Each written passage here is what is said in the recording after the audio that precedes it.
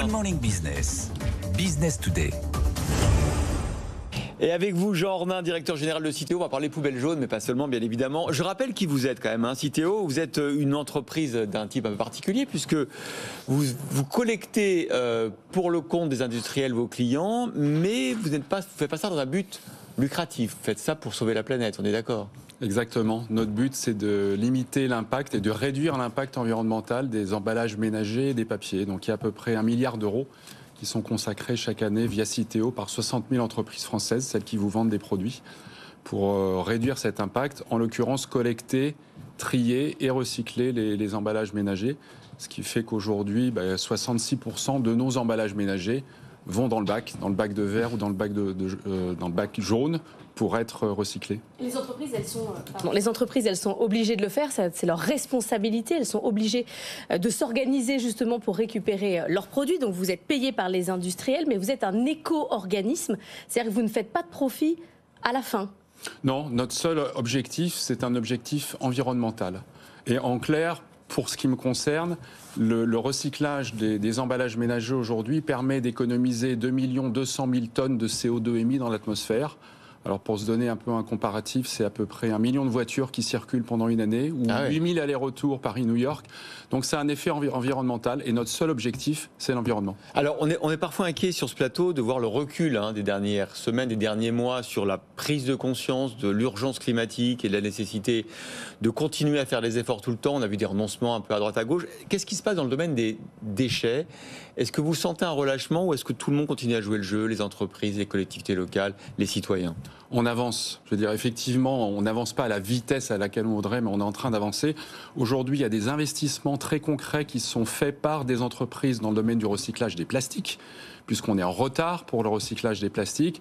Et vous avez des entreprises comme Carbios, comme Eastman, comme Indaver, chez nos amis belges, qui sont en train d'investir dans ces usines de recyclage pour qu'on atteigne nos objectifs environnementaux. Après, on a bien évidemment un objectif d'arriver à collecter au maximum nos emballages et nos papiers, et donc de motiver nos concitoyens à le faire. C'est un petit geste au quotidien qui n'a l'air de rien, mais en fait, il est très utile pour la planète. Et à bien le faire, parce qu'il y a encore trop de gens qui mettent des choses qu'il ne faut pas. Il y a 4 bouteilles sur 10 qui vont encore dans la poubelle noire. Ouais. Ce qui veut dire qu'il y a encore sur le geste de tri des progrès à faire. Là, concrètement, comment on fait ? Vous avez fait des campagnes de pub, des campagnes d'affichage. Est-ce que ça change quelque chose ? Oui, ça fait bouger. Alors, c'est vrai qu'un quart de votre poubelle classique contient encore des emballages et des papiers qu'on pourrait recycler. Et donc, on fait des grosses campagnes de communication. Et après, on a d'autres leviers qui s'appellent la tarification incitative, la consigne pour recyclage, qu'on essaye de mettre en œuvre pour arriver à franchir ce cap, de finalement faire de ce geste un réflexe au quotidien pour nous tous. Vous voyez, à chaque reportage où on suit un camion de déchets et c'est mal trié, il y a un recul où les citoyens se disent ça sert à rien en fait, tout ça va à la mer ou c'est revendu en Afrique. Comment on fait pour lutter contre ça ? Oui, c'est vrai qu'il n'y a pas une grande confiance naturelle, je dois le dire. Les Français ont des doutes, alors que notre pays est quand même très bien organisé sur ce plan-là. C'est-à-dire que tout ce que vous allez mettre dans votre bac de tri va vraiment aller dans un centre de tri. Il y en a 120 en France aujourd'hui pour aller dans des unités de recyclage. Mais c'est vrai que finalement, on voit que cette confiance n'est pas encore établie. Donc il faut qu'on continue nos campagnes de communication, nos campagnes de conviction de façon à y arriver avec un partenaire essentiel qui sont les collectivités locales, qui sont finalement au contact des citoyens tous les jours. Alors il y a le recyclage, mais il y a aussi un autre geste écologique, c'est le réemploi. On parle beaucoup notamment de tout ce qui est réutilisable, etc. Est-ce que vous êtes engagé aussi sur ce domaine-là, dans ce domaine-là ? Oui, en fait, notre stratégie s'appelle 3R, donc réduire. Si on peut se passer d'un emballage, c'est bien.